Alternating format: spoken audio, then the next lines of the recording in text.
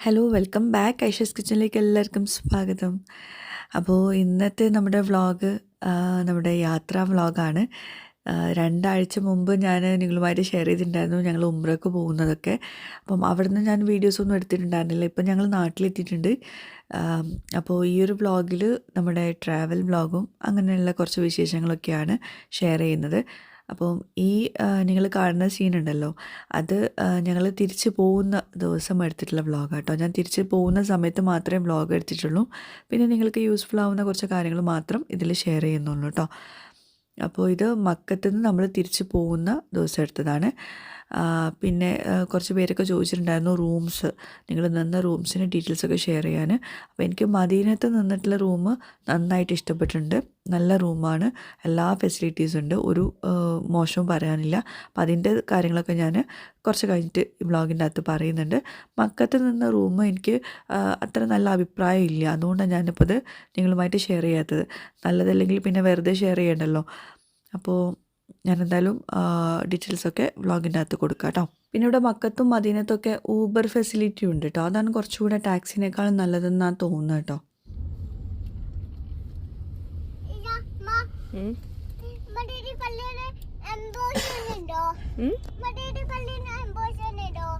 Medina പള്ളിയിൽ എന്ത് അമ്പൂസനോ? Medina പള്ളിന്ന് അമ്പൂസനോ? പമ്പേഴ്സോ?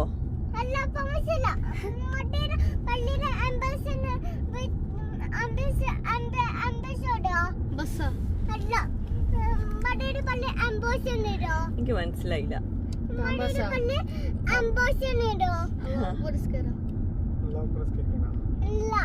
Medina പള്ളിയില്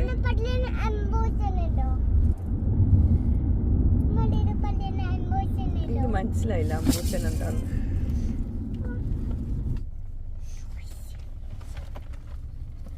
ആ ബാഗിലെന്താ? ഇപ്പൊ നോക്കണ്ട, ഇപ്പൊ നോക്കണ്ട, ഇപ്പൊ തുറക്കണ്ട. റൂയി തുറക്കരുതിട്ടോ. അപ്പോൾ ഞങ്ങളിപ്പം രാവിലെയാണ് വിടവാങ്ങൽ തവാഫൊക്കെ ചെയ്തത്. അത് കഴിഞ്ഞിട്ട് ഒരു 10:11 മണിക്കാണ് നമ്മളിപ്പം ഈ യാത്ര പോകുന്നത്, ഈ ഊബറിൽ പോകുന്നത്. ഇതിപ്പം മക്കത്തെ ട്രെയിൻ സ്റ്റേഷനിലോട്ടാണ്. അവിടെ ബുള്ളറ്റ് ട്രെയിനിലാണ് നമ്മളിപ്പോൾ ജിദ്ദ എയർപോർട്ടിലോട്ട് പോകുന്നത്. കുറേ യാത്രകളുണ്ട് ഈ ഒരു ദിവസം മുഴുവൻ. അതായത് ബുധനാഴ്ച ഞങ്ങൾ ഈ ഒരു യാത്ര തിരിച്ചു പോകുന്നത്. ബുധനാഴ്ച മുഴുവൻ ഞങ്ങൾ യാത്രയിലായിരുന്നു. വ്യാഴാഴ്ച മോർണിംഗാണ് നമ്മൾ നാട്ടിലെത്തിയിട്ടുണ്ടായിരുന്നത്. ക്ലോക്ക് ടവറൊക്കെ കഴിഞ്ഞ്. ക്ലോക്ക് ടവർ ഇവിടെ?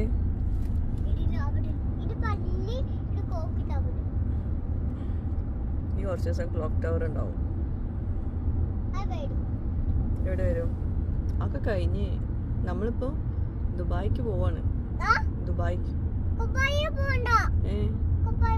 പിന്നെ എവിടക്ക പോണ്ടേ? മക്കയിലാണ് കള്ളം പറയുന്നത്. നമ്മൾ ദുബായിക്ക് എവിടക്ക്? താത്ത വീട്ടിക്ക് പോണേ? നാട്ടിക്ക് പോവാ? നമ്മൾ ദുബായിൽ പോയിട്ടാണ് താത്തന്റെ വീട്ടിൽ പോകുന്നത് കേട്ടോ.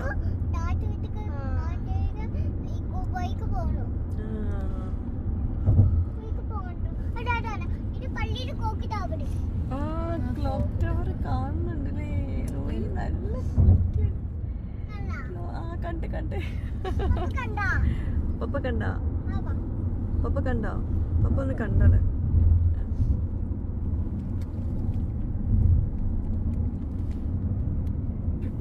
മതി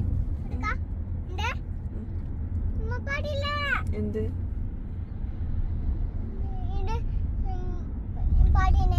എന്ത്? ഞാൻ ഒന്നും പറഞ്ഞിട്ടില്ല. ഉറങ്ങിട്ടൊന്നുമില്ല.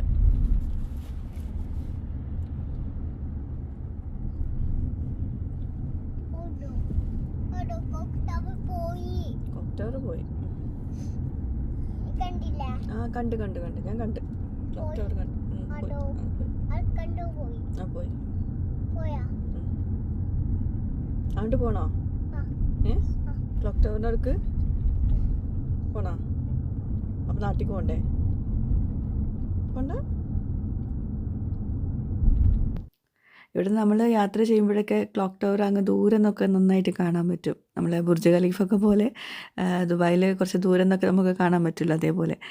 പിന്നെ ക്ലോക്ക് ടവറിൻ്റെ കാര്യം അറിയാത്തവരോട് പറയുകയാണ്, അതിൻ്റെ അടുത്താണ് കഅബ ഉള്ളത്. അപ്പം ക്ലോക്ക് ടവർ കാണുമ്പോൾ നമുക്ക് മനസ്സിലാവും അവിടെയാണ് കഅബൻ്റെ ആ ഒരു ലൊക്കേഷൻ വരുന്നത് എന്നുള്ളത്. അത്രയേ ഉള്ളൂ. അതൊരു ബിൽഡിംഗ് ആണ് ക്ലോക്ക് ടവർ. ഞങ്ങൾ UAE-ന്നാണ് ഉംറയ്ക്കായിട്ട് പുറപ്പെട്ടിട്ടുണ്ടായിരുന്നത്. നേരെ മദീനയിലേക്കാണ് വന്നത്. മദീനയിൽ ഞങ്ങൾ 5 ദിവസം നിന്നു. ശേഷം മദീനയിൽ നിന്നാണ് ഞങ്ങൾ ഇഹ്റാം കെട്ടിയിട്ട് ബുള്ളറ്റ് ട്രെയിനിൽ ഞങ്ങൾ മക്കത്ത് വന്നിട്ടുണ്ടായിരുന്നത് കേട്ടോ. അപ്പോൾ ഈ ഒരു വീഡിയോ മദീനയിൽ എത്തിയ സമയത്തുള്ള വീഡിയോ ആണ്. ഞാൻ ജസ്റ്റ് എടുത്തതേ ഉള്ളൂ. പിന്നീട് റിവ്യൂ, അതായത് ഹോട്ടൽ റിവ്യൂ നല്ലതാണെങ്കിൽ ഷെയർ ചെയ്യാമെന്ന് വിചാരിച്ചിട്ട് എടുത്തതാണ്. കാരണം കുറേ ആൾക്കാർ കഴിഞ്ഞ വീഡിയോയിൽ ചോദിച്ചിട്ടുണ്ടായിരുന്നു നിങ്ങൾ നിന്ന ഹോട്ടലിൻ്റെ ഡീറ്റെയിൽസൊക്കെ പറയാൻ വേണ്ടിയിട്ട്. അപ്പോൾ ഇത് നല്ല ഹോട്ടലാണ്, എനിക്ക് നന്നായിട്ട് ഇഷ്ടപ്പെട്ടു. സജായൽ മദീന എന്നാണ് ഇതിൻ്റെ പേര്. ഇതിൻ്റെ ബാക്ക് സൈഡിലൂടെ നേരെ നടന്നാൽ, സ്ട്രേറ്റ് നടന്നാൽ മസ്ജിദ് അൻ നബവിൻ്റെ ഒരു ഗേറ്റിലെത്തും. 329 ഗേറ്റ് നമ്പർ 329. നേരെ സ്ട്രേറ്റ് നടന്നാൽ അവിടെ എത്തും. അപ്പം നല്ല എന്താ പറയുക, തൊട്ടടുത്തല്ല കേട്ടോ മസ്ജിദ് അൻ നബവി, നമ്മുടെ പള്ളിയുടെ തൊട്ടടുത്തല്ല. പക്ഷേ 5 മിനിറ്റ് നടക്കുന്ന ഡിസ്റ്റൻസുള്ളൂ. പക്ഷേ നല്ല സൗകര്യമുള്ള നല്ല റൂമാണ്. 5 സ്റ്റാർ ഹോട്ടലാണ്. എല്ലാം കൊണ്ടും നല്ല ഫെസിലിറ്റീസ് ഉണ്ട് കേട്ടോ. പിന്നെ റൂംസൊക്കെ ബുക്ക് ചെയ്യേണ്ടത് നേരെ നമുക്ക് ബുക്ക് ചെയ്യാൻ പറ്റില്ല. അഗോഡ ആപ്പ് ത്രൂ ആണ് ബുക്ക് ചെയ്യേണ്ടത്. അപ്പോൾ അതിൽ റൂംസൊക്കെ അവൈലബിൾ ആണോ നോക്കിയിട്ട് വേണം ബുക്ക് ചെയ്യാൻ. ഞങ്ങൾ ആദ്യം നോക്കിയപ്പം അവൈലബിൾ അല്ലായിരുന്നു, പിന്നെയാണ് ഇത് കിട്ടിയതൊക്കെ. അപ്പോൾ നിങ്ങൾ പോകുന്നതിൻ്റെ കുറച്ച് മുമ്പ് തന്നെ നമ്മൾ റൂംസൊക്കെ ബുക്ക് ചെയ്ത് വെക്കണം. അപ്പം ആപ്പ് ത്രൂ തന്നെ ബുക്ക് ചെയ്യണം കേട്ടോ. അല്ലാണ്ട് നമുക്ക് നേരെ ബുക്ക് ചെയ്യാൻ അങ്ങനത്തെ ഫെസിലിറ്റീസൊന്നും അവരുടെ കൊടുക്കുന്നില്ല. അപ്പം ഇത് 5 ബെഡുള്ള റൂമാണ്. നല്ല സൗകര്യം ഉണ്ടായിരുന്നു. പിന്നെ എന്താ പറയുക, ഇതാണ് റൂം. എന്താ പറയുക, ഇവിടെ ചെറിയൊരു ഞാൻ ഇതൊന്നും ഡീറ്റെയിൽഡായിട്ട് എടുത്തിട്ടില്ല. കാരണം ഞാൻ ജസ്റ്റ് വേണമെങ്കിൽ കൊടുക്കാമെന്നുള്ള രീതിയിൽ എടുത്താണ്. നമ്മൾ വ്ളോഗിൽ ഇടണം എന്ന് വിചാരിച്ചിട്ട് എടുത്തതല്ലായിരുന്നു. അപ്പോൾ അതുകൊണ്ട് തന്നെ ഡീറ്റെയിൽ ആയിട്ട് എടുത്തിട്ടില്ല. അവിടെ ഒരു കേർട്ടൻ്റെ അപ്പുറത്ത് ഗ്ലാസ്സൊക്കെ ഉണ്ട്, അതൊക്കെ ഞാൻ എടുക്കാൻ വിട്ടുപോയി. പിന്നെയാണ് ഞാനിപ്പം നിങ്ങൾക്ക് യൂസ്ഫുൾ ആവുമല്ലോ എന്ന് വിചാരിച്ചിട്ട് കൊടുക്കുന്നത്. അപ്പോൾ മദീനയിൽ നിൽക്കുവാണെങ്കിൽ നിങ്ങൾ ഈ ഒരു റൂം അവൈലബിൾ ആണോ നോക്കൂ, ആവശ്യമുള്ളവർക്ക് നോക്കാം. പിന്നെ ഇതിന് തൊട്ടടുത്തൊരു സൊവാർ ഇൻ്റർനാഷണൽ എന്ന് പറഞ്ഞിട്ടുള്ള ഒരു ഹോട്ടലും കൂടിയുണ്ട്. അപ്പം അതും കുഴപ്പമില്ല. അപ്പം അതിൻ്റെ പേര് മാറ്റിയിട്ടുണ്ടെന്ന് തോന്നുന്നു. ഇതാണ് സജാൽ മദീന കേട്ടോ. ഇതാണ് ഹോട്ടലിൻ്റെ ഫ്രണ്ട് വ്യൂ. ഇതിൻ്റെ ബാക്ക് സൈഡിലൂടെ നേരെ നടന്നാലാണ് നമ്മുടെ പള്ളിയിലോട്ട് എത്തുന്നത് കേട്ടോ. അപ്പോൾ ഇത് ഞങ്ങൾ ഫുഡ് കഴിക്കാനായിട്ട് ഇതിൻ്റെ ഓപ്പോസിറ്റ് വന്നതായിരുന്നു. അപ്പോൾ അവിടെ കുറച്ച് അഫ്ഗാനി റെസ്റ്റോറൻറ്റും പാകിസ്ഥാനി റെസ്റ്റോറൻറ്റൊക്കെ ഉണ്ട്. നല്ല ഫുഡാണ്. അപ്പം അതിനായിട്ട് വന്നായിരുന്നു. ഇനിയിപ്പം നിങ്ങൾ എപ്പോഴും ആ ഒരു ഫുഡൊക്കെ അവിടെ അവൈലബിൾ ആണോന്ന് അറിയില്ല. ഓക്കെ. പിന്നെ ഇത് കഴിഞ്ഞ പ്രാവശ്യം എന്നോട് കുറേ ആൾക്കാർ ചോദിച്ചിരുന്നു ഇതിൻ്റെ ഫോട്ടോ അയച്ചു തരാൻ വേണ്ടിയിട്ട്. അപ്പം നമ്മളിതൊക്കെ നോക്കിയിട്ടായിരുന്നു ഇഹ്റാം കെട്ടിയിട്ടുണ്ടായിരുന്നതും. നമുക്ക് ചൊല്ലി പറയാനുള്ള ദിക്റുകളൊക്കെ ഉണ്ടാവുമല്ലോ, ഒക്കെ ഇതിലുണ്ട്. അപ്പോൾ അതൊക്കെ ആ നമ്പർ ഉണ്ട്, പേജ് നമ്പർ താഴെ ഉണ്ട്. അപ്പോൾ അത് നോക്കിയിട്ട് വേണം ഓരോന്നും നോക്കാൻ കേട്ടോ. അപ്പോൾ നമുക്ക് നമ്മുടെ ട്രാവൽ വ്ളോഗിലേക്ക് തന്നെ തിരിച്ചു വരാം. നമ്മളിപ്പോൾ കുറച്ച് നേരം മദീനയിലേക്കൊന്ന് പോയി, റൂമിലോട്ടൊന്ന് പോയി.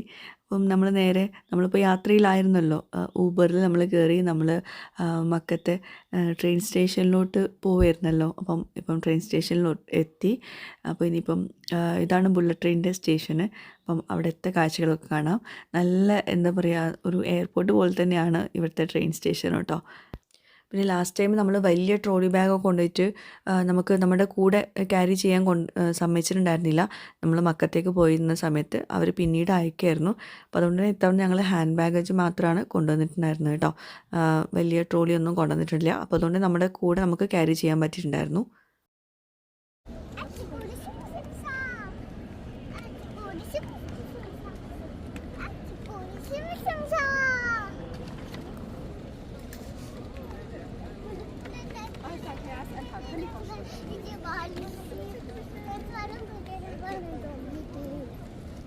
കൊമ്പത്ത് നോക്കി നിന്നു. വെള്ളം കുടിച്ച്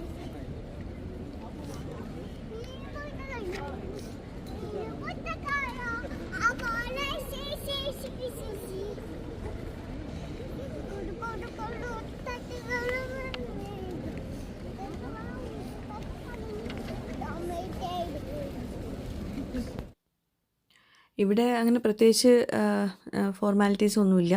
അപ്പോൾ ആ ഒരു അരമണിക്കൂർ മുമ്പാണ് ഇവർ നമ്മൾക്കുള്ള ഒരു ഗേറ്റ് പ്ലാറ്റ്ഫോം തുറന്നു തരിക. അപ്പോൾ അതിനനുസരിച്ച് നമ്മൾ അവിടെ താഴെ വെയിറ്റ് ചെയ്യുക, അങ്ങനെയൊക്കെയാണ്. നമ്മുടെ നമ്മൾ പ്ലാറ്റ്ഫോം തുറന്നിട്ടുണ്ടായിരുന്നു. അങ്ങനെ അല്ല, പ്ലാറ്റ്ഫോം അല്ല, സോറി, നമ്മൾ പ്ലാറ്റ്ഫോം തുറക്കാനിരിക്കുന്നേ ഉള്ളൂ. അപ്പോൾ ഞങ്ങൾ മേലെ ഒന്ന് റെസ്റ്റ് ചെയ്യാൻ വേണ്ടിയിട്ട് കയറുവാണ്. അതുപോലെ തന്നെ നമ്മൾ ഫുഡ് രാവിലെ കഴിച്ചത്, അതായത് സുബീൻ്റെ സമയത്താണ് കഴിച്ചത്. ഇതുവരേക്കും ഫുഡ് കഴിച്ചിട്ടില്ല കേട്ടോ. കാരണം നമുക്ക് അതിനുള്ള സമയം കിട്ടിയിട്ടുണ്ടായിരുന്നില്ല. പിന്നെ ഉച്ചയ്ക്കുള്ള സമയത്തേക്ക് ആ ഒരു ലഞ്ച് കഴിക്കുന്ന സമയത്താണ് നമ്മളിപ്പോൾ ഈ യാത്ര പോകുന്നത്. പിന്നെ നമ്മൾ വിചാരിച്ച ഫുഡൊന്നും ഇവിടെ കിട്ടില്ല. അത് നമ്മൾ മനസ്സിൽ എന്തായാലും കരുതണം. ഇവിടെ കൂടുതലും ഫാസ്റ്റ് ഫുഡൊക്കെയാണ് അവൈലബിൾ ആവുന്നത്. പിന്നെ കുറച്ച് ലാഹോറിയൻ, അതുപോലെ തന്നെ അഫ്ഗാനി ഫുഡുകളൊക്കെ അവൈലബിൾ ആണ്. അതൊക്കെ നല്ല റൈസൊക്കെ ഉണ്ട് അവരുടെ കയ്യിൽ. ചന റൈസും അങ്ങനത്തെ റൈസുകളൊക്കെ ഉണ്ട്. അപ്പോൾ അതൊക്കെ എപ്പോഴെങ്കിലും നമുക്ക് അബദ്ധവശാൽ കിട്ടി, അല്ലെങ്കിൽ നമ്മൾ അങ്ങനത്തെ മറ്റേ മന്തി അങ്ങനത്തെ ഐറ്റംസൊക്കെ കഴിച്ചുകൊണ്ടിരിക്കണം ഡെയിലി. നമ്മളിപ്പോൾ ഗ്രൂപ്പിലൊന്നും അല്ലല്ലോ വന്നിട്ടുള്ളത്. അപ്പോൾ അതുകൊണ്ട് തന്നെ നമ്മൾ ഫുഡൊക്കെ നമ്മൾ തന്നെ കണ്ടെത്തണം. മറ്റേത് ഗ്രൂപ്പിലാവുമ്പോൾ ഫുഡൊക്കെ അവർ തന്നെ അറേഞ്ച് ചെയ്ത് തരും. നമുക്ക് ഇഷ്ടപ്പെട്ട ഫുഡൊക്കെ നമ്മൾ പറഞ്ഞു കൊടുത്താൽ അറേഞ്ച് ചെയ്യും, നാടൻ ഫുഡുകളൊക്കെ. അതൊക്കെ ഇവിടെ ഇങ്ങനെ ഓപ്പൺ ചെയ്യൂ. നീ ഇപ്പം എടുക്കരുത് കേട്ടോ, അത് ട്രെയിനിന് ഓപ്പൺ ചെയ്യാമല്ലോ കേട്ടോ റൂഹി. അക്കല്ലോട്ടെ. ആ വെള്ളമുണ്ട്. ആ വെള്ളം ക്ലോസ് ചെയ്തിട്ട് നല്ലോണം ക്ലോസ് ചെയ്യും. ഇനി പോവും, അത് പോവും. നല്ലോണം ക്ലോസ് ചെയ്യും.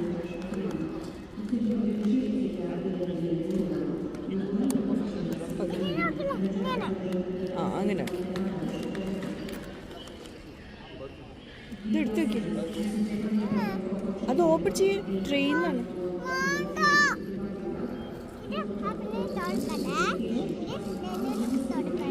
ആ ട്രെയിനിൽ തുറക്കും. ആ തുറക്കും.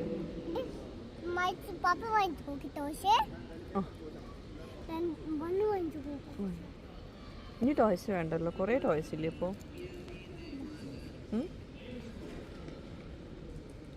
നമ്മൾ എങ്ങോട്ടൊക്കെ പോണ്? എവിടേക്ക്?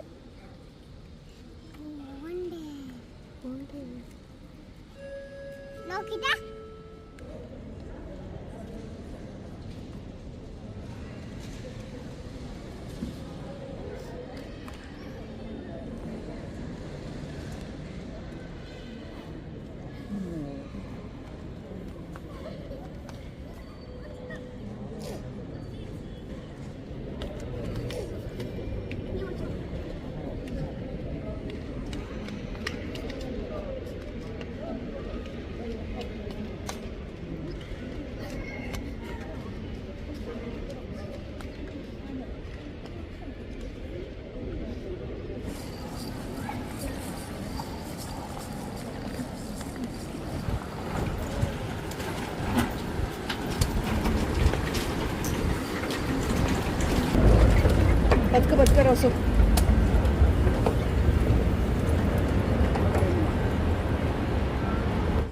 നമ്മുടെ ട്രെയിൻ വന്നു കഴിഞ്ഞാൽ മാത്രമേ നമ്മുടെ പ്ലാറ്റ്ഫോം അവിടെ ഓപ്പൺ ആവുള്ളൂ. അപ്പോൾ നമ്മുടെ ബുള്ളറ്റ് ട്രെയിൻ വന്നിട്ടുണ്ട്. ഓരോ കോച്ച് നമ്പറും തരും. 1 2 3 4 5 6 അങ്ങനെ നമ്മുടെ കോച്ച് വരുന്നത് 6 ആണ്.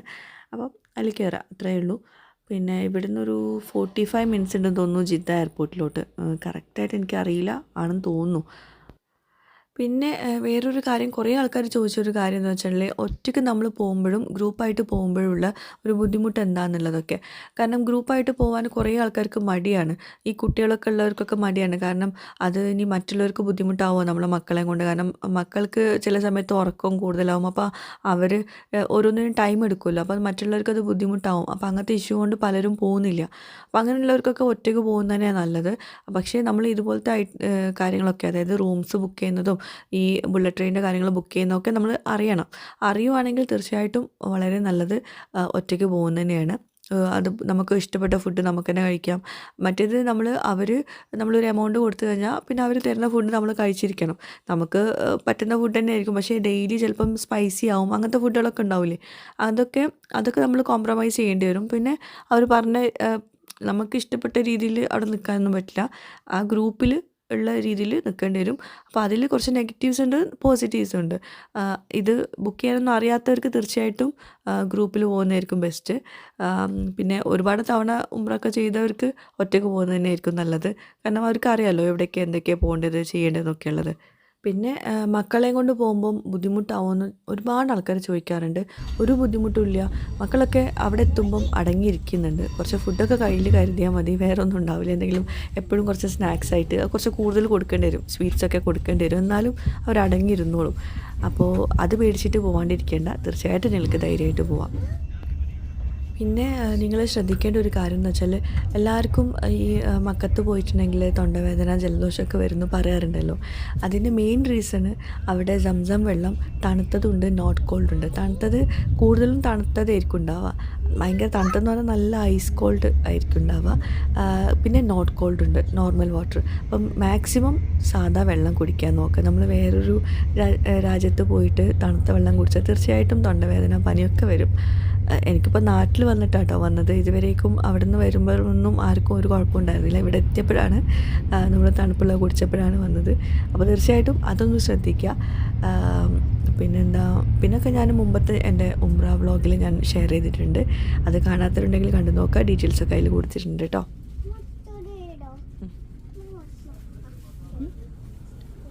ചോറോ? എയർപോർട്ടിലെത്തിയിട്ട് വാങ്ങിച്ചു തരാം കേട്ടോ. എയർപോർട്ടിലെത്തിട്ടോ. എന്ത് ചോറ് വേണ്ടി?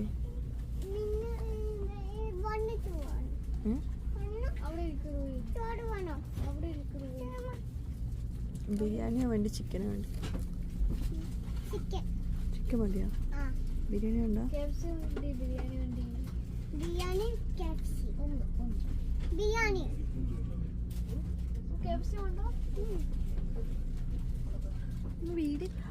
ബിസ്ക്കറ്റ് വേണ്ടി? ബിരിയാണി വേണ്ടി? ബിസ്ക്കറ്റ് വേണ്ട? ബിസ്ക്കറ്റ് വേണ്ടി? ബിരിയാണി വേണ്ടി? ബിരിയാണി വേണ്ടിയോ? നല്ല വിശക്കുന്നുണ്ട് അല്ലേ? ഓക്കെ.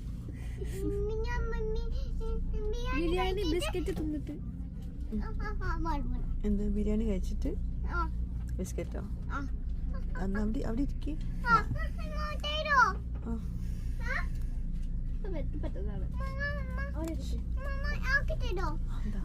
നെക്സ്റ്റ് സ്റ്റോപ്പിൽ ഇറങ്ങും. അടുത്ത സ്റ്റോപ്പിൽ ഇറങ്ങും.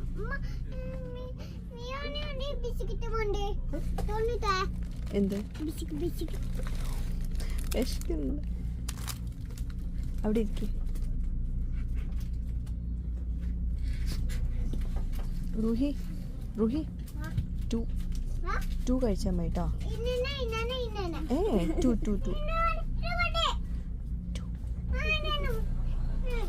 1 2. റൂഹി ഉമ്മ പൊട്ടിച്ചേരവാ.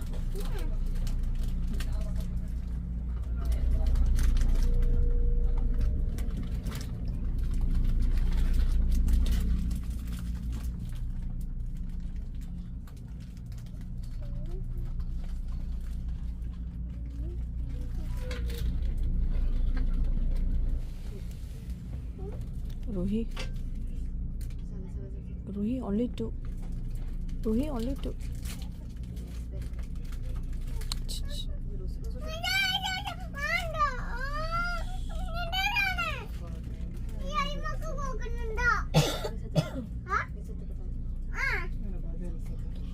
Ruhi.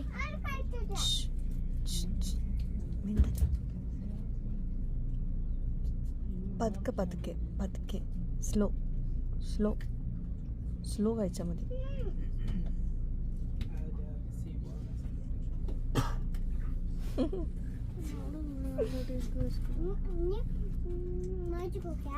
എന്ത് ബിസ്ക്കറ്റ് ഇനി വാങ്ങിച്ചു കൊടുക്കൂല. ഇനി കൊടുക്കൂല.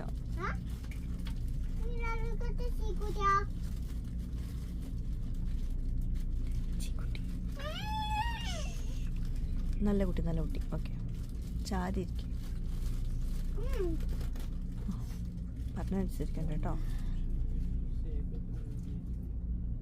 ഒന്നും കൊടുത്തേക്ക്. 1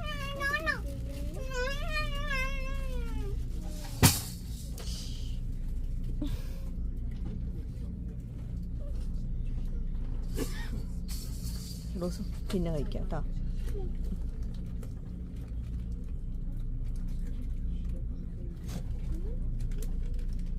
കണ്ടുപിടിച്ചു റോസ് കൊടുക്കൂ, റോസ് കൊടുക്കൂ, റോസ്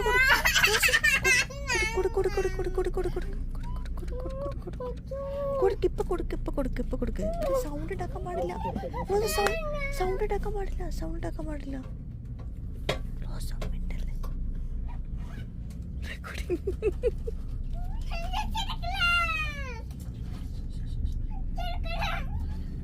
ചിരി വന്നു, പിന്നെ ചിരിക്കാൻ.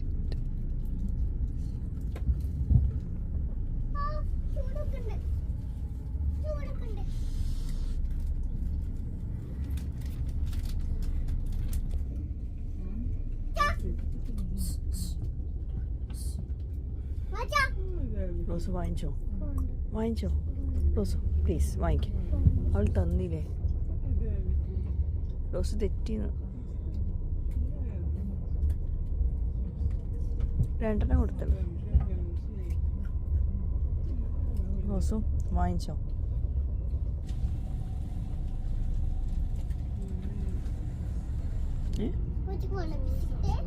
ചോദിച്ചോ. റോസ് ഒന്ന് വാങ്ങിച്ചോ, റോസ്.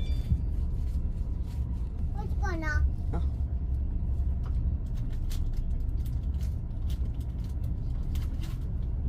കൊടുത്തു.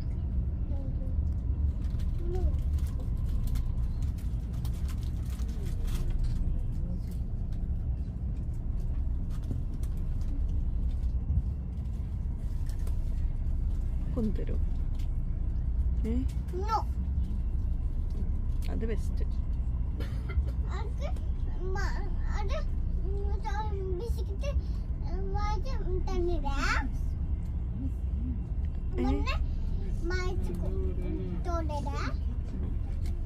എനിക്ക് ബിസ്ക്കറ്റ് വാങ്ങിച്ചു തരാമോ?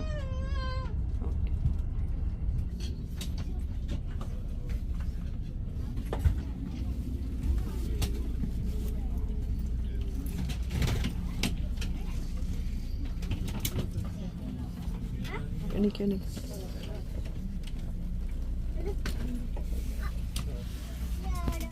അങ്ങനെ ഞങ്ങൾ ജിദ്ദ എയർപോർട്ടിലെത്തി. അപ്പോൾ പിന്നെ കുറച്ച് കഴിഞ്ഞിട്ട് വീഡിയോ എടുക്കാമെന്ന് വിചാരിച്ചിട്ട് അകത്തൊക്കെ കയറി ഒന്ന് ഫ്രഷായി. പിന്നെ നിസ്കരിച്ചിട്ടുണ്ടായിരുന്നില്ല, ലോഹറും അസറും കൂടി നിസ്കരിക്കാമെന്നൊക്കെ വിചാരിച്ചിട്ട് അതൊക്കെ ചെയ്തിരിക്കുന്ന സമയത്താണ് ജസ്റ്റ് ഒന്ന് നോക്കിയത് ടെർമിനൽ ഏതാണെന്ന്. അപ്പോൾ നോക്കിയപ്പോൾ ടെർമിനൽ നമ്മളിപ്പോൾ വന്ന ടെർമിനലല്ല, ഇവിടുന്ന് ബസ്സിൽ കയറി പോകണം.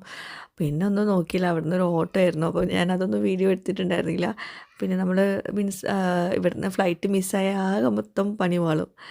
അപ്പോൾ ശരിക്കും പറയുകയാണെങ്കിൽ ഈ കണക്ഷൻ ഫ്ലൈറ്റ് ഉണ്ടല്ലോ, അത് പോരാണ്ടിരിക്കുക നല്ലത്. ഞങ്ങൾ ആദ്യമായിട്ടാണ് കണക്ഷൻ ഫ്ലൈറ്റിൽ പോകുന്നത്. അതെന്ന് വെച്ചാൽ നമ്മൾ ആദ്യം വിചാരിച്ചത് തിരിച്ച് UAE പോകാൻ തന്നെയായിരുന്നു. അപ്പോൾ ഇവിടുന്ന് സൗദിയിൽ നിന്ന് തിരിച്ച് UAE ടിക്കറ്റ് റേറ്റും സൗദിയിൽ നിന്ന് നാട്ടിലേക്കുള്ള ടിക്കറ്റ് റേറ്റും ഏകദേശം സെയിം തന്നെയാണ്. അപ്പോൾ പിന്നെ വിചാരിച്ചു എന്നാൽ പിന്നെ നാട്ടിൽ പോയിട്ട് തിരിച്ച് വരാമെന്ന്. അങ്ങനെ പിന്നെ ഞങ്ങൾ ഇപ്പം നമ്മളിപ്പം പോകുന്നത് ഷാർജയിലേക്കാണ് കേട്ടോ. ഫസ്റ്റ് ഫ്ലൈറ്റിൽ കണക്ഷൻ ഫ്ലൈറ്റാണ്. ഇവിടുന്ന് സൗദിയിൽ നിന്ന് ഷാർജയിലേക്ക് പോകണം, ഷാർജയിൽ നിന്ന് നാട്ടിലേക്ക് പോകണം, അങ്ങനെയാണ്. അപ്പം നമ്മൾ ഒരു ദിവസം മുഴുവൻ യാത്ര തന്നെയായിരുന്നു. അപ്പോൾ ഉച്ചയ്ക്കൊന്നും കഴിച്ചിട്ടില്ല. ഇപ്പം നന്നായിട്ട് ലേറ്റായി, വൈകുന്നേരമൊക്കെ ആയിട്ടുണ്ട്. അപ്പോൾ അതാണ് റൂഹിക്ക് ഭയങ്കര വിശപ്പ്. അപ്പോൾ പിന്നെ ഇത് മാത്രമേ ഉള്ളൂ ഈ ഒരു എയർപോർട്ടിൽ. വേറെ റൈസ് ഐറ്റംസ് ഒന്നും കണ്ടില്ല. പിന്നെ ഉള്ളത് കഴിക്കാമെന്നല്ലേ പറ്റുള്ളൂ. അപ്പം നമ്മൾ അൽബി കഴിച്ചു. റൂഹിയൊക്കെ ഭയങ്കരമായിട്ട് വിശന്നിട്ടുണ്ടായിരുന്നു. രാവിലെ അവൾ നന്നായിട്ട് ഫുഡൊന്നും കഴിച്ചിട്ടുണ്ടായിരുന്നില്ല. രാവിലെ സുബഹിൻ്റെ സമയത്ത് ഞങ്ങൾ ഫുഡ് കഴിച്ചു. പിന്നെ നന്നായിട്ട് ഫുഡൊന്നും കഴിച്ചിട്ടുണ്ടായിരുന്നില്ല. അതുകൊണ്ട് തന്നെ നല്ല വിശപ്പായിരുന്നു റൂഹി മോൾക്കൊക്കെ. അങ്ങനെ ഞങ്ങളിതാ ഫ്ലൈറ്റിൽ കയറി, ഫുഡൊക്കെ കഴിച്ചിട്ട് ഫ്ലൈറ്റിൽ കയറി. ഇനിയിപ്പോൾ ഇവിടുന്ന് നേരെ ഷാർജ എയർപോർട്ടിലോട്ട് പോവും. പിന്നെ അവിടുന്ന് കാലിക്കറ്റ് എയർപോർട്ടിലോട്ട്. പിന്നെ വ്ളോഗ് ഞാൻ നിങ്ങളുമായിട്ട് ഷെയർ ചെയ്തിട്ട് ഇപ്പോൾ കുറേ ദിവസങ്ങളായി, ഒരു 2 ആഴ്ചയൊക്കെ ആയിട്ടുണ്ടാവും. അപ്പോൾ ഞങ്ങളിപ്പോൾ ഇതിപ്പോൾ ഷാർജ എയർപോർട്ട് എത്തുമ്പോഴുള്ള കാഴ്ച കേട്ടോ കാണുന്നത്. അപ്പോൾ ഞാൻ UAE നിന്ന് നമ്മൾ ഉംറയ്ക്ക് പോകുന്ന സമയത്ത് അതിന് തൊട്ട് മുമ്പത്തെ ദിവസം ഒരു പ്രൊമോഷണൽ വീഡിയോ എടുത്തിട്ടുണ്ടായിരുന്നു, ചായക്കട റെസ്റ്റോറൻറ്റ് ദുബായ് ലുലു വില്ലേജിലുള്ള. അപ്പോൾ അതിൻ്റെ ഒരു വീഡിയോ കൂടി ഇതിൽ കൊടുക്കുന്നുണ്ട് കേട്ടോ. അപ്പോൾ അന്ന് എനിക്കത് ഷെയർ ചെയ്യാൻ പറ്റിയിട്ടുണ്ടായിരുന്നില്ല. അതിൽ ഇൻസ്റ്റഗ്രാം പോസ്റ്റ് ഇട്ടിട്ടുണ്ടായിരുന്നു, അതിൻ്റെ യൂട്യൂബ് വീഡിയോ ഇടാൻ പറ്റിയിട്ടുണ്ടായിരുന്നില്ല. അപ്പോൾ ഞങ്ങൾ ഉംറയ്ക്ക് പോകുന്നതിന് തൊട്ട് മുമ്പ് എടുത്തിട്ടുള്ള ഒരു വീഡിയോ ആണിത്. അപ്പോൾ ഇവിടുത്തെ ഒരു പ്രത്യേകത എന്താണെന്ന് വെച്ചിട്ടുണ്ടെങ്കിൽ UAE ഏറ്റവും ബെസ്റ്റ് കുട്ടൻ ബിരിയാണി, അതായത് ബീഫ് ബിരിയാണി മട്ടൺ ബിരിയാണി കിട്ടുന്ന ഒരു സ്പോട്ടാണത്. വെറുതെ പറയല്ല കേട്ടോ.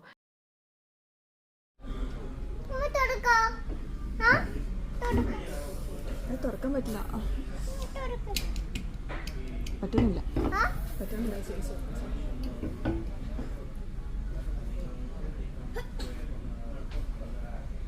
പറ്റുന്നില്ല.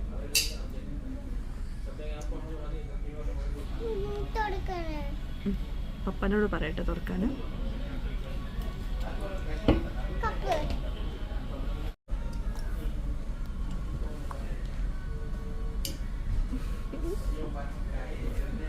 റൂയി റൂയി റൂയി എന്തേ ജ്യൂസ് വേണ്ടേ? എന്ത് എന്താ വേണ്ടേ? അപ്പം ചായക്കട റെസ്റ്റോറൻറ്റ് അജ്മാനിലെ വിശേഷങ്ങളൊക്കെ ഞാൻ മുമ്പ് ഷെയർ ചെയ്തിട്ടുണ്ടായിരുന്നു. ഇവിടുത്തതും ഞാൻ ഒരുപാട് തവണ ഷെയർ ചെയ്തിട്ടുണ്ട്. ഇവിടുത്തെ എനിക്ക് ഏറ്റവും ഫേവറേറ്റ് ആയിട്ടുള്ള ഒരു ഐറ്റം എന്ന് പറയുന്നത് ഇവിടുത്തെ ബിരിയാണിയാണ്. പ്രത്യേകിച്ച് കുട്ടൻ ബിരിയാണി, മട്ടൻ ബിരിയാണി രണ്ടും നമ്മൾ നാട്ടിൽ കല്യാണ വീട്ടിലൊക്കെ പോയാൽ കഴിക്കുന്ന ഒരു ബിരിയാണീൻ്റെ ടേസ്റ്റ് ഉണ്ടല്ലോ, അതാണ്. അപ്പോൾ നിങ്ങൾക്ക് UAE എപ്പോഴെങ്കിലും നിങ്ങൾക്ക് ഇങ്ങനെ കല്യാണ വീട് സ്റ്റൈൽ ബിരിയാണി മിസ്സാവുന്നുണ്ടെങ്കിൽ, അല്ലെങ്കിൽ നാട്ടിൽ നമ്മളെ നാടൻ ആ ഒരു മലബാർ ബിരിയാണി മിസ്സാവുന്നുണ്ടെങ്കിൽ ഇവിടെ വന്ന് കഴിക്കാം ധൈര്യമായിട്ട്. നല്ല വെന്ത് കുഴഞ്ഞ ബീഫും മട്ടനൊക്കെയാണ് അവൈലബിൾ ആവുന്നത്. തീർച്ചയായിട്ടും നിങ്ങൾക്ക് ഇത് ഇഷ്ടമാവും. നിങ്ങളിത് കഴിച്ചവരുണ്ടെങ്കിൽ എനിക്ക് താഴെ കമൻസിൽ അറിയിക്കുക കേട്ടോ. ഇവിടുത്തെ ബിരിയാണി ടേസ്റ്റ് ചെയ്തവരുണ്ടെങ്കിൽ തീർച്ചയായിട്ടും അറിയിക്കണം. കണ്ടോ, ബീഫും മട്ടനൊക്കെ നന്നായിട്ട് വെന്ത് നല്ല മസാല ഒക്കെ പിടിച്ചിട്ടുണ്ടാവും. റൈസൊക്കെ നല്ല വൈറ്റ് കളറിലായിരിക്കും ഉണ്ടാവുക, എന്നാൽ നല്ല ഫ്ലേവർഫുള്ളായിരിക്കും. പിന്നെ ഇവിടെ ചിക്കൻ ബിരിയാണി ഉണ്ട്. ചിക്കൻ ബിരിയാണി എനിക്ക് പറയുകയാണെങ്കിൽ അതൊരു പൊരിച്ച കോഴിയുടെ ബിരിയാണിയാണ്, ഒരു തലശ്ശേരി സ്റ്റൈലിലാണ്. തലശ്ശേരി ബിരിയാണി ഇഷ്ടപ്പെടുന്നവർക്ക് തീർച്ചയായിട്ടും ഇഷ്ടപ്പെടും. നമ്മുടെ മലബാർ സ്റ്റൈൽ ബിരിയാണി അങ്ങനെയല്ല, അതുകൊണ്ട് ഞാനത് വല്ലാണ്ട് ഒരു പ്രിഫർ ചെയ്യുന്നില്ല. പിന്നെ ഇവിടുത്തെ ബീഫ് ചില്ലി ഡ്രൈ ഫ്രൈ ഇല്ലേ, അതും പിന്നെ അതുപോലെ ചിക്കൻ 65, അതുപോലെ ബീഫ് തേങ്ങാക്കൊത്തൊക്കെ ഇട്ടിട്ടുള്ള ഒരു വരട്ടുണ്ട്, ഒക്കെ അടിപൊളിയാണ്. ബീഫിൻ്റെ എല്ലാ റെസിപ്പീസും ഇവിടെ നല്ല ടേസ്റ്റാണ്. ഇത് ചിക്കൻ 95 കേട്ടോ, അതും ഒരു സ്പെഷ്യൽ ടേസ്റ്റായിരുന്നു. പിന്നെ ഇത് ചിക്കൻ പുലാവും ചെമ്മീൻ പുലാവുമാണ്. അതും ഈ പറഞ്ഞ പോലെ തന്നെ ഒരു സ്പെഷ്യൽ ടേസ്റ്റായിരുന്നു. നമ്മുടെ ചെമ്മീൻ ചോറ്, ചിക്കൻ ചോറൊക്കെ ഉണ്ടാവില്ലേ, ഇറച്ചിച്ചോറ്, അതിൻ്റെയൊക്കെ ഒരു ടേസ്റ്റായിരുന്നു കേട്ടോ. നല്ല ടേസ്റ്റ് ഉണ്ട്, നല്ല വെറൈറ്റി ടേസ്റ്റായിരുന്നു.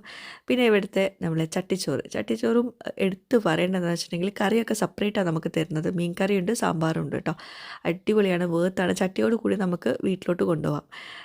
അപ്പം ഇത് കല്ലുമ്മക്കായ് ബിരിയാണി, അതും നല്ല സ്പെഷ്യൽ ബിരിയാണിയാണ്. ഒരുപാട് നല്ല മൂവിങ് ആയിട്ടുള്ള ഐറ്റമാണ് കല്ലുമ്മക്കായ് ബിരിയാണി. പിന്നെ പൊതി നെയ്ച്ചോറും ബീഫും കൂട്ടിയുള്ള ഒരു കോമ്പിനേഷൻ ഇല്ലേ, അതൊക്കെ ഉണ്ട്.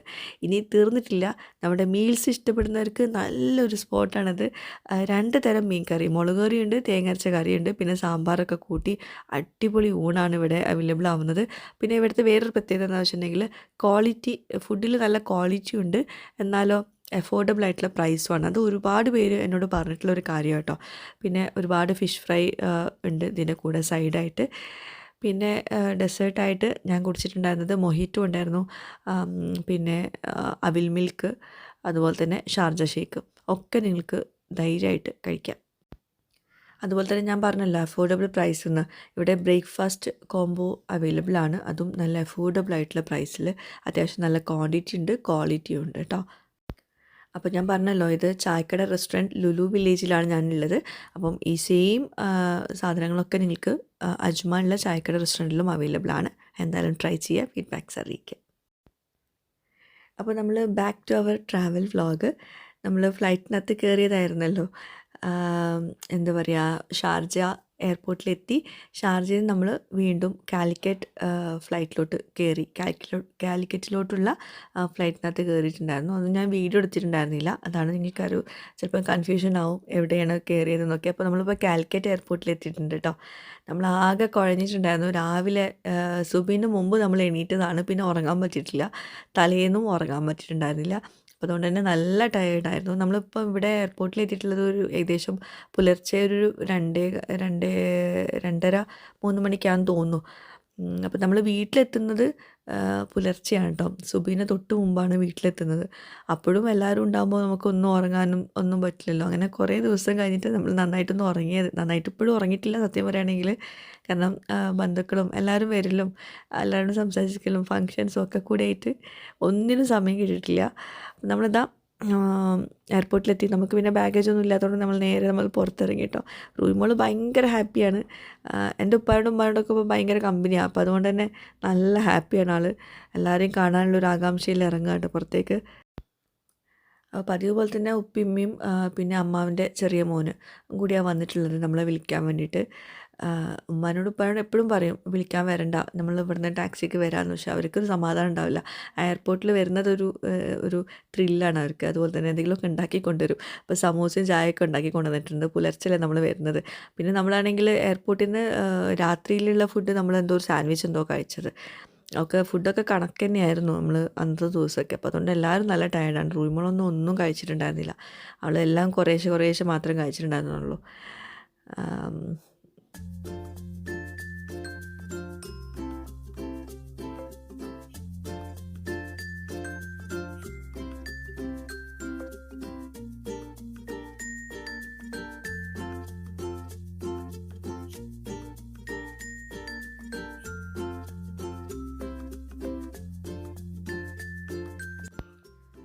എല്ലാ പ്രാവശ്യവും നാട്ടിലേക്ക് പോകുമ്പം ഈ ഒരു സീൻ തന്നെ ആയിരിക്കും നിങ്ങൾ കാണുന്നത്. ഇതേപോലെ തന്നെ ആയിരിക്കും. ഒരു ചേഞ്ചൊന്നും ഇല്ല എന്നൊക്കെ പലരും കഴിഞ്ഞ പ്രാവശ്യമൊക്കെ പറഞ്ഞിട്ടുണ്ടായിരുന്നു. നമ്മളിപ്പോൾ ഇടയ്ക്കിടയ്ക്ക് നാട്ടിലേക്കും പോകുന്നുണ്ടല്ലോ.